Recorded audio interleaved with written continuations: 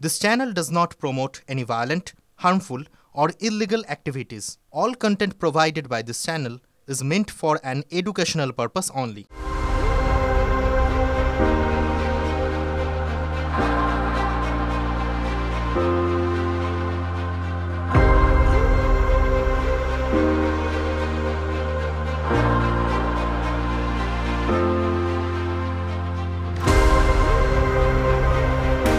কমছে সরকারি টিচারটা একটু বেশি হলে ভালো হয়। আমাদের 5টা ক্লাস, 2জন টিচার, গার্জেনরা চাইছে প্রতি ক্লাসে যেন একজন টিচার থাকে।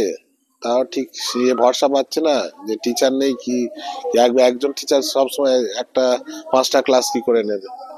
এবং 2জনের মধ্যে একজন তো অসুস্থ হতেই পারে, সেই জন্য। আর কাছাকাছি প্রায় 200 কিলোমিটারের মধ্যে বেসরকারি স্কুল অনেক কটা দেখা যাচ্ছে। তারা বেসরকারি কিছু সুবিধা তো পাচ্ছে, সেই জন্য চাচ্ছে। আমরাও চেষ্টা করছি, বাড়ি বাড়ি যাচ্ছি, বলছি। আসলে এখন তো প্রচুর আনাচে কানাচে কিরুমিন স্কুলগুলো হয়ে গেছে, যেগুলো ক্লাস 4 অবধি সব বাবা মার একটা করে বাচ্চা তারা পড়ানোর জন্য ওটাতেই আগ্রহী। আর আমাদের সেই জন্য সরকারি স্কুলগুলোতে বাচ্চা ধীরে ধীরে কমছে। আর তাছাড়া আমাদের স্টাফও অনেক কম, এই 3জন টিচার নিয়ে আমাদের 5টা ক্লাস চালাতে হচ্ছে। সেক্ষেত্রে গার্জেনরাও আমাদের প্রতি বাচ্চাকে দেওয়া এবং যথাযথ ক্লাস হবে কি না সেগুলো ভরসা করে উঠতে পারছে না। আমরা বাড়ি বাড়ি যাচ্ছি বলার জন্য যে বাচ্চা কমে যাচ্ছে, যদি পাড়ার স্কুলটা উঠে যায় এটা একটা সবার কাছেই খারাপ হবে।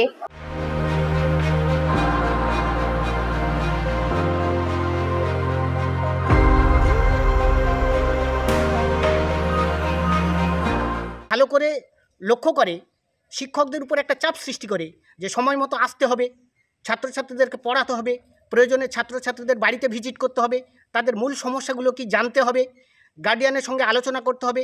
গ্রামের যারা শিক্ষানুরাগী ব্যক্তি আছে তাদের সঙ্গে যদি শিক্ষক মহাশয়রা আন্তরিকভাবে এই বিষয়ে আলোচনা করে তাহলে মনে হয় সমস্যার সমাধান হয়ে যায়। কিন্তু যারা কর্মচারী আছে তাদের মধ্যে সেই জিনিসটার অভাব, তাদের সদিচ্ছাটা নেই।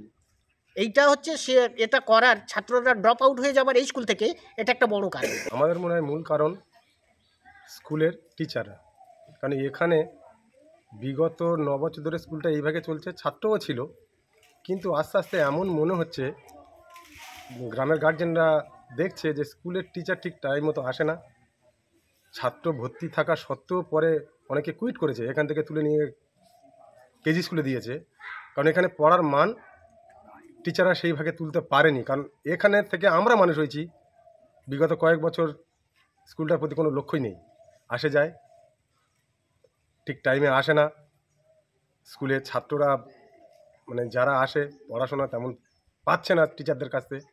সেই কিছু কারণের জন্য গার্জেনরা এখান থেকে কুইট করার করেছে আর কি, স্কুলে অন্য স্কুলে ভর্তি করার চেষ্টা করেছে বা করেছে।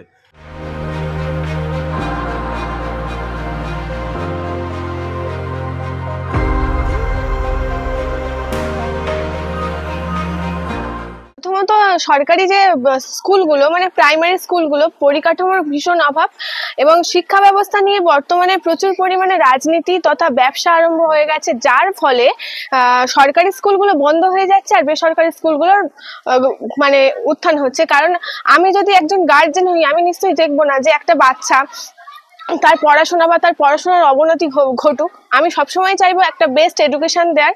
তো সেই পারপাসে এখন হচ্ছে সরকারি স্কুলগুলোতে শিক্ষক ঠিকঠাক নিয়োগ হচ্ছে না। বর্তমান সরকার, আপাতত যে সরকার চলছে সেই সরকারে ঠিক মতো শিক্ষক নিয়োগ এবং ঠিক মতো একটা প্রাইমারি স্কুলের যে পরিকাঠামো দরকার সেই ব্যবস্থা কিন্তু নেই।